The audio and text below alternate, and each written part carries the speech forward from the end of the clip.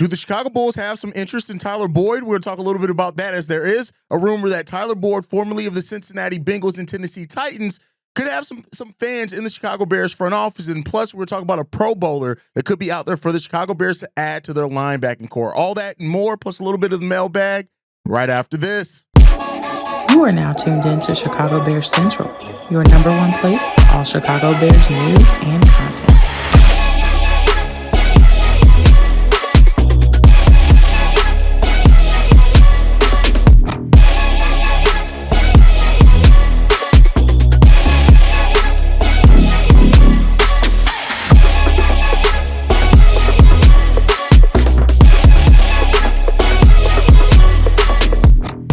What's going on, Bears fans? Welcome to another episode of Chicago Bears Central, your number one spot for everything Chicago Bears related. I'm the host there, Hayes, but more importantly, you guys can follow the channel at Chi Bears Central on every social media platform we happen to be on. With that said, let's go and get into this content for today, y'all. And this one comes from Eric Lambert, who writes that the Chicago Bears have shown some interest in veteran wideout Tyler Boyd, who played with the Cincinnati Bengals, saying this, that Johnson showed in Detroit that he likes having veterans on the depth chart who can serve as mentors and experienced reserves. Allen Robinson served such role last year. Boyd has been a highly productive player for a decade. He's averaged at least 600 yards per season since 2016. While not as explosive as he once was, he still is a tough, savvy route runner. His back work comes in the slot. That would explain the Chicago Bears' interest. Johnson's offense tends to go through the slot receiver. Having somebody like Boyd to educate Odunze Burden would be a major boon. Whether the Bears can lure him is the question. He may wish to go somewhere with either odds of playing time or a chance to win. Now, the Bears, we know that the Bears are always going to be a team that's looking to add, right? Like one thing that most people can give credit to Ryan Poles is that if he feels like he can find players that fit what they're trying to do and that can add something to the team, he's not afraid to go out and get those guys. Tyler Boyd, after playing from 2016 to 2023 with the Cincinnati Bengals, had one season last year with Tennessee where he played all 16 games, but he only had 390 yards receiving. Now, that was an average of 10 yards per reception because he just didn't get what he was used to, but he had no touchdowns. The first time in his NFL career with no touchdowns. Now, the Chicago Bears do have Luther Burden. They also have Olamide Zaccheaus there at that slot receiver, but adding a little bit more depth in Tyler Boyd, would that help? I mean, would that hurt the Chicago Bears? Now, I know a lot of people are going to, ask what's going on, with the Bears and their receiving core, and if this is the move that the Bears are going to want to make, and that's fair. But hearing that there is some interest, and even hearing before that that Dennis Allen has liked to do things like this at his previous stops, I'm not mad at the Bears adding depth. I'm not mad at the Bears adding veteran depth where they can, especially if it's just to be kind of a safety net there a little bit when it comes down to it. Now, there's some questions on what's going on with Tyler Scott, right? Is he a guy that is factored into the Bears' plans at all? If the Bears were to go out and pursue somebody like Tyler Boyd, to me, that would indicate that that Tyler Scott just isn't in their plans anymore. At least that's how it would make me feel. Now, again, it's not the end-all, be-all. I don't have all the answers when it comes down to that. It could very well be that the Chicago Bears are ready, open, and ready to go with what they have, and maybe Tyler Scott is a guy that could fill in there as the fifth wideout and has an opportunity to kind of earn a role as he goes. But we have heard nothing about Tyler Scott basically since this offseason program began. So, hearing that the Bears have some interest in Tyler Boyd, it's the first that I've heard that. But if it is true and if it is legitimate, adding a veteran on the back end of your bench isn't bad. But, per what they say here, is he going to be interested in coming to the Bears? Is Tyler Boyd going to want to go to a situation where he's going to be more prioritized, maybe with a more chance to win, even if he is going to take a secondary role, that type of thing? Maybe you can look at Ben Johnson and the offensive staff that we have here as something that's enticing to him. But it will be interesting to see if the Bears do go out there and make a move like this, because I would say that it's something that's not expected. I don't think very many people expect the Bears to go out there and be like this extremely active team right now. I think that the Bears sit in a place where they're going to want to really evaluate through training camp and contact what they have here on their roster. And before they go out and add a veteran like Tyler Boyd, who very well may not play a whole lot for you, they're going to see if those assets are best utilized in other places, especially with all the weapons that the Bears have here. the two tight ends that we have here, right? The running back room, which you have a running back room filled with running backs that are pretty decent in the pass catching game as well. So, I think the Bears are going to really want to evaluate that before making any type of move like this. But Tyler Boyd is a veteran that I would not be mad at having in here at all. Still, like I said, on the decline, right? But still brings some things that you could see could help stabilize, or even, like it said in the article, to help mentor the young players here. And Ben Johnson isn't against doing that, but is Olamide is the case? A little bit of that, I guess we shall see. But let me know down below what you guys think. Hearing that the Bears have some interest in Tyler Boyd and have sniffed around that, do you think that is a right acquisition for the Chicago Bears to make even before training camp? Or do you think, like me, go through training camp before you make any other changes to this roster? Let me know what you guys think on that down below. Now, this next one comes from Aaron Schatz of ESPN, who float around another potential acquisition for the Chicago Bears in Pro Bowler Jalen Reeves Maben, saying this: linebacker depth is a bit of a problem for the Bears right now. They don't need a starter because they have TJ Edwards and Tremaine Edmonds. But former linebacker Reeves Maben would be a good depth addition. He's also a big help on special teams, having made the Pro Bowl for special teams just 2 seasons ago. The Bears' special teams were strong in 2024, but another good runner never hurts. Now, Jalen Reeves Maben is a player that, could make some sense for the Chicago Bears. Prior to last season, he was one of the best special teams players in the league between 2019 to 2023. He averaged 41 tackles on punt and kickoff coverage, right? Has the ability to get downhill really well, and that makes him a chance to even get blocks in special teams also. And on top of that, he's shown himself to be a really capable reserve in blitzing and clear pass downs in situations for opposing teams. So the question is that would he fit into Dennis Allen's scheme? And I think he would. And much like the Tyler Boyd situation, I think it comes down to how confident the Bears feel in the depth of what they have at the running back. Clearly, Ruben Hippolyte, Noah Sewell, they are fighting over that final starting linebacker position. But then Dennis Allen's going to put cornerbacks there. He's going to drop linebackers back there sometimes as well in clear pass coverage downs. But then you have a guy like Power Echols as well, right? A guy that we got as a UDFA, but was a starting linebacker for North Carolina. So there's some questions on that. But I will say this: the Bears' linebacking depth is a bit shaky. It is a bit questionable, right? So unless you feel very confident in Noah Sewell's ability to back up multiple positions, even if he doesn't win that strong side linebacker, you're then looking at him and Power Echols as your main depth there. So bringing in somebody like Reeves Maben could actually end up helping the Chicago Bears in having another key veteran acquisition that can help on special teams. And we talked about how the Bears are really focused on making all 3 levels of the game weapons for the Bears this year, meaning that the special teams, the offense, the defense, you get something out of all areas of the team in those spots. And if you can, that's where you can really start competing for something. So I think that that's something you have to look at for the linebacking core.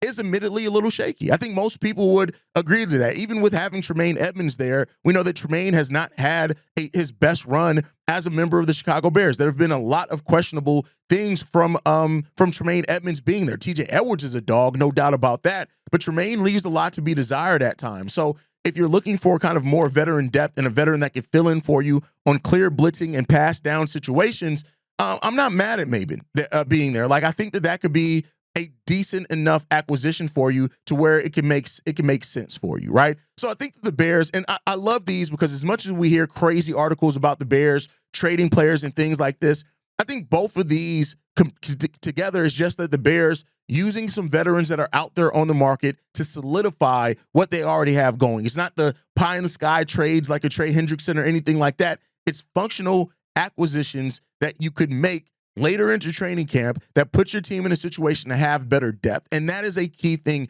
You want quality depth as much as possible. Now, maybe the Bears coaching staff feels like that depth is already here. Like I mentioned, maybe they feel that way about Tyler Scott rather than going out and getting a Boyd or something like that. But if they do want some more solid depth that they can bet on, that they can rely on, somebody like Jalen Reeves Maben, it makes a lot of sense there for the Chicago Bears, right? So I love hearing that, having that opportunity to really go out there and still there, and there's still some flexibility. I think that's the thing that you really want to look at and take away from this, is that there is still flexibility out there on the market for the Bears to solidify some things that they want to do coming into the season. They just got to keep their head on the swivel, and they got to really evaluate. They're going to go through a tough evaluation period And then I think this coaching staff is going to be honest. They're going to sit down with Ryan Poles, and they're going to talk about, hey, this is where we feel like we're weak at. We feel like we may have enough in the starter, but we need a little bit of depth there. And if they do identify that, I have no doubt that Ryan Poles will go out there and get a little bit of that depth. It just comes down to how confident they are in what they have. And I think that that's the biggest thing here. That's what we're going to really learn from this coaching staff and about this team leading into training camp is how confident are they really in what this team has next season. If they are really confident in it, you're probably not going to see that many moves. If they feel like, hey, we can use something that stabilizes us a little bit more, then you can see moves like these last two that we talked about. I guess we shall see how that works out for the Chicago Bears. But in talking about that, there was a training camp preview that was done on the Chicago Bears and the defensive line, and some questions there on the Bears defensive line. So let's look at the depth there, right? You got Montez Sweat starting, Dayo Odeyingbo starting as well. Montez Sweat, who finished with 5.5 sacks last year, right? That did not get the 12.5 that he had in 2024. And Montez has to step up this season, right? Now, we've made improvements on that defensive line to hopefully put him in a situation to be better this season. And one of those has been Dayo Odeyingbo, a guy that fits exactly what Dennis Allen wants on the opposite end of the edge.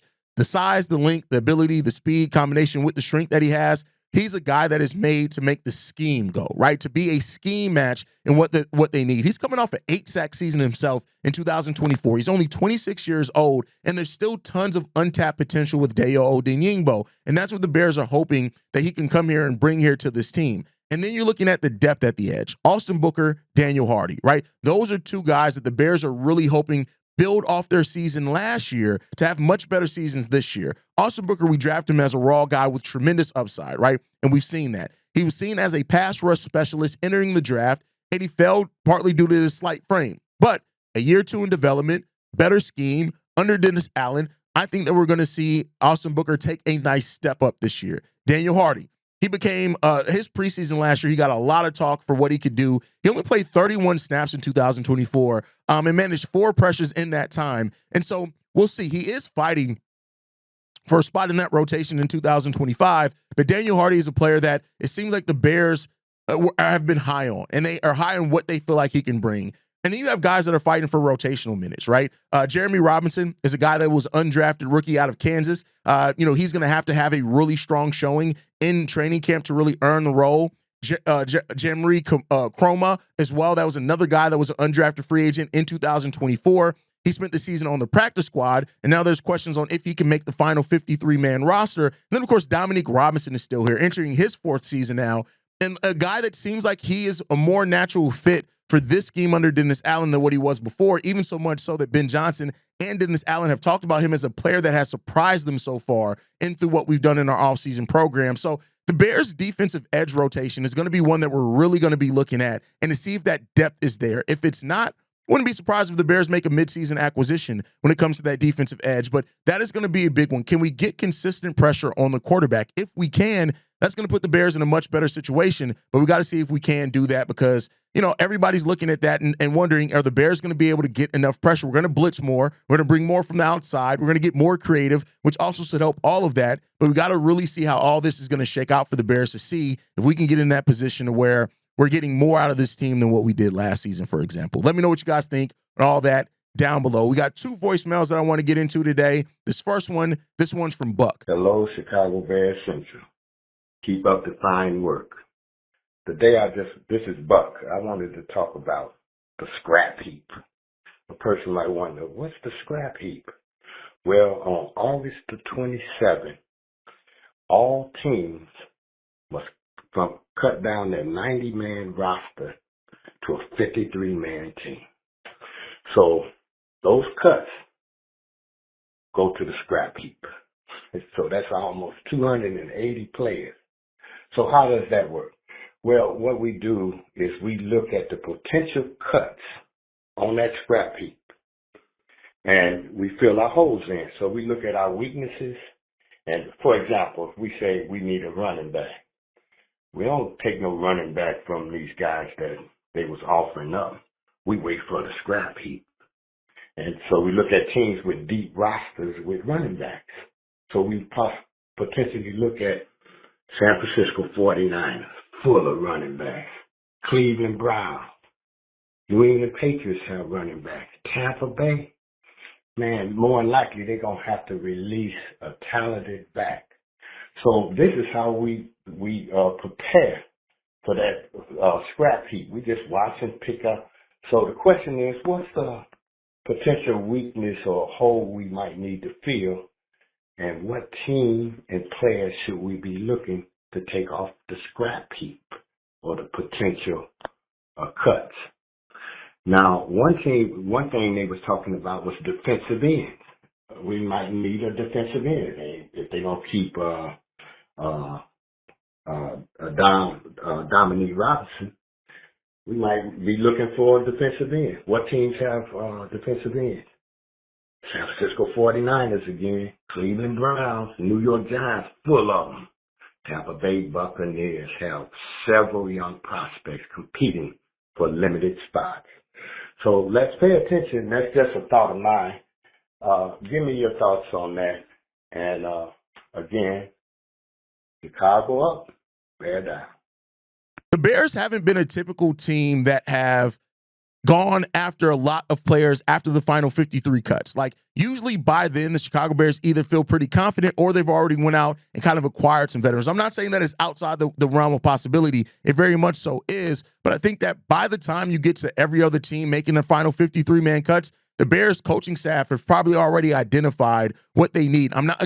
I think that they can be aggressive, and I think that there is a big chance that they can go out there and try to be aggressive about how they acquire players. And if there's a player that was not expected, which there always is every season, a player that does not make a team's final 53-man, that kind of shocks a lot of the NFL pundits and things like that.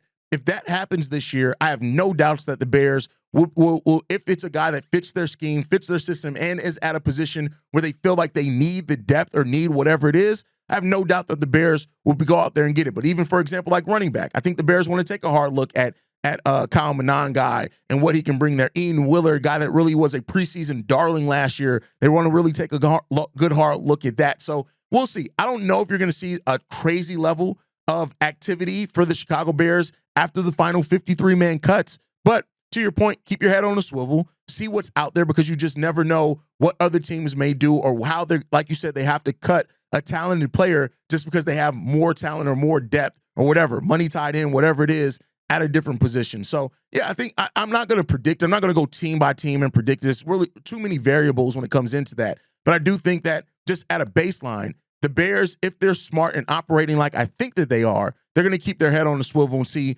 what they can obtain out there in the free agent market anytime, whether it's after the final 53-man cuts or not. So we'll see what happens there. Let's get into the next one, man. This one's from DJ Pharaoh. This your boy Pharaoh out of Cali.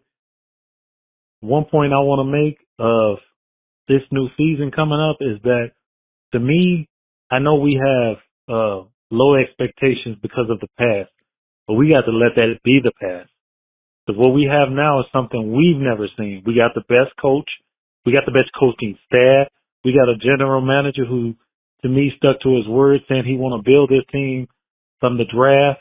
And I don't even see him, like I keep seeing Bear fans talking about trade from the Bengals. I don't see that happening. Only because you got rid of everybody that was top-notch when you came in. Khalil, Roshan, eventually Eddie Jackson. You got rid of all of them because you said, I'm going to build this team the right way from the draft. And I remember that because I've been scolded as a Bear fan since Lovie Smith.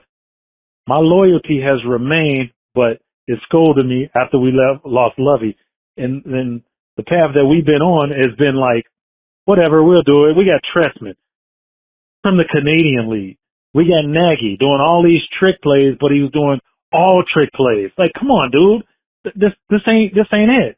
And then we got damn, I can't even remember. Matt Eberflus. You know, like I was like, dude, even though I think the reason Poe stuck with him is because he ain't gonna badmouth him like, yeah, I'm getting rid of him. No, if we gonna ride with him, okay, we gonna ride with him.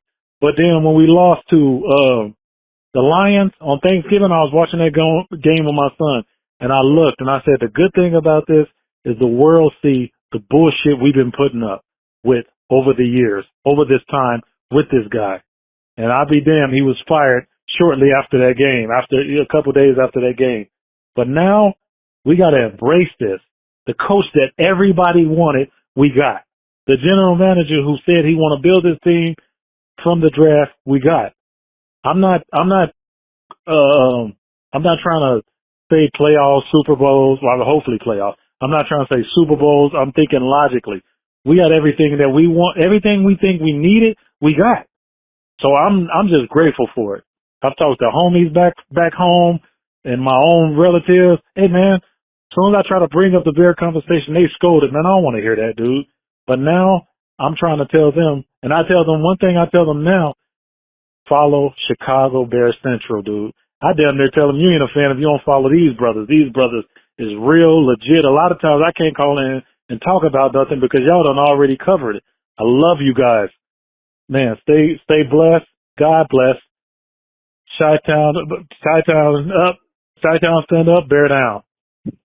Great points here, as always, right? I think that when the Bears cut their veterans, it was due to yes, they were prepared to go into a rebuild, and those veterans had high contracts, which the Bears just made no sense to pay at a time period where they were going through a rebuild, right? I think the Bears do have direction. Now they have the coaching staff. And so when you have that, hopefully you have the vision, the coaching staff, the direction, and the players to lead to better success and more sustained success over time. If you can get to that area of having that, that's what helps you get your team to the place that it needs to get to. That's what pushes your team a little bit further, right? So we're hoping that that's what this team has now finally, and that's what they've unlocked. That's what they've achieved. That's what their focus is. And so the Bears fans have to earn it, right? I mean, well, the Bears have to earn the faith back from the Bears fan base because it's been a time period where we've been slapped in our faces so much, or we've won the offseason and then it hasn't amounted to nothing but shit during the regular season, right? We've been through all of that. So now it's up to the Bears to show and prove with their direction, their focus, and their acquisitions that we can get to the place that we need to get to and hopefully finally start competing for some playoff spots. Let's hope that that ends up being the case, and we shall see if that is this season. But guys, thank you so much for tuning in. Make sure you guys are following us at Chi Bears Central. You can send us any feedback, questions, comments, concerns. ChicagoBearsCentral@gmail.com. And lastly, if you want to leave a text message and our voicemail for the mailbag, the number to do so, 773-242-9336. We are the #1 spot for everything Chicago Bears related, but that is thanks to you, lovely and beautiful people. And like I like to end every episode on, Chi-Town up, but bear down. Love you guys. Peace, y'all. This has been a presentation of the Break Media.